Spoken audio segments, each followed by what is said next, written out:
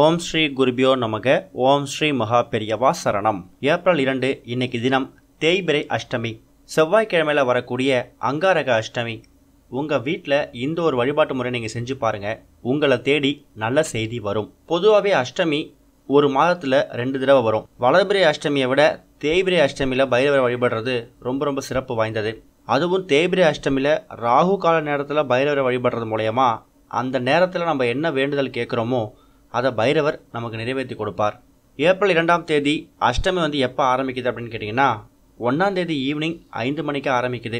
அது 2ஆம் தேதி மதியம் 3:50 வரைக்கும் இருக்குது. இப்போ நம்ம சொல்லக்கூடிய இந்த ஒரு வழிபாட்டு முறையை நீங்கள் ஏப்ரல் 2ஆம் தேதி ராகு கால நேரம், அதாவது மதியம் 3 மணிலேருந்து 4:30 மணிக்குள்ளே அந்த நேரத்தில் பண்ணுங்கள். அப்படி இல்லையா அந்த நேரத்தை தவற விட்டுட்டிங்கன்னா பரவாயில்லை, சாயங்காலம் 6:30 மணிலேருந்து 8:30 மணி வரைக்கும் நீங்கள் இந்த நேரத்தை பயன்படுத்திக்கலாம்.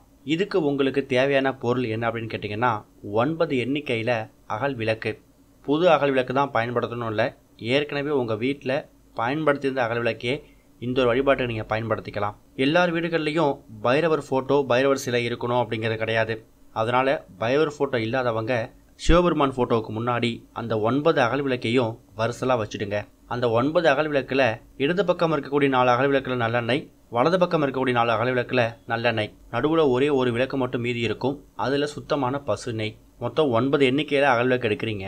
அதை சிவபெருமான் ஃபோட்டோவுக்கு முன்னாடி வச்சு வலது பக்கம் இருக்கக்கூடிய 4 அகல் விளக்கில் நல்லெண்ணெயும், இடது பக்கமாக இருக்கக்கூடிய 4 அகல் விளக்கில் நல்லெண்ணெயும் ஊற்றிட்டா நடுவில் ஒரே ஒரு அகல் விளக்கு மட்டும் மிஞ்சி இருக்கும், அதில் நெய் ஊற்றிடுங்க. அதில் திரி போட்டு இந்த 9 தீபத்தையும் உங்கள் வீட்டோட பூஜை அறையில் நீங்கள் ஏற்ற போகிறீங்க. அந்த நேரத்தில் ஓம் பைரவாய நமக அப்படின்னு சொல்லக்கூடிய மந்திரத்தை ஒரு 108 முறை உச்சரிங்க. மனசுக்குள்ளே என்ன கஷ்டம், என்ன வேண்டுதல் இருக்கோ அதை மனசார சொல்லுங்கள். கடன் பிரச்சனை தீரணும், பொருளாதார பிரச்சனை தீரணும், கொடுத்த கடன் திரும்ப வரணும், கணவன் மனைவி கடையில் நல்லா ஒற்றுமை வைக்கணும்னு சொல்லி பல விஷயங்கள் வேண்டுங்க. அதே மாதிரி பைரவரை பொறுத்த வரைக்கும் அவர் ஒரு காவல் தெய்வம். ஆபத்துலேருந்து காக்கக்கூடிய ஒரு முக்கியமான கடவுள் தான் பைரவர். பில்லி, சூனியம், ஏவல், கெட்ட சக்திகள், எதிர்மறையான சக்திகள்லாம் உங்களை சுற்றி இருக்குது அப்படின்னு நினைக்கிறவங்க தாராளமாக தேய்பிரை அஷ்டமி அன்னைக்கு பைரவரை தொடர்ந்து வழிபடுறது மூலயமா தேவையில்லாத நெகட்டிவ் எனர்ஜி அப்படிங்கிறது உங்கள் பக்கத்துலேயே வராது. அந்த வகையில் இப்போ நம்ம சொல்லியிருக்கக்கூடிய இந்த ஒரு 9 அகல் விளக்கு தீபத்தை உங்கள் வீட்டோட பூஜை அறையில் ஏப்ரல் 2ஆம் தேதி ராகு கால நேரத்தில் போடுங்க. ஒருவேளை ராகு கால நேரத்தில் போட முடியலன்னா சாயங்காலம் ஒரு 6:30 மணிலேருந்து 8 மணிக்குள்ளே இந்த நேரத்தில் இந்த 9 அகல் தீப விளக்கை ஏற்றி வச்சுட்டு பைரவரை மனசார வேண்டிக்கிட்டு உங்கள் வேண்டுதலை அவர்கிட்ட முன்வைங்க. கூடிய சீக்கிரம் உங்களை தேடி ஒரு நல்ல செய்தி வரும். ஓம் ஸ்ரீ குருபியோ நமக. ஓம் ஸ்ரீ மகா பெரியவா சரணம்.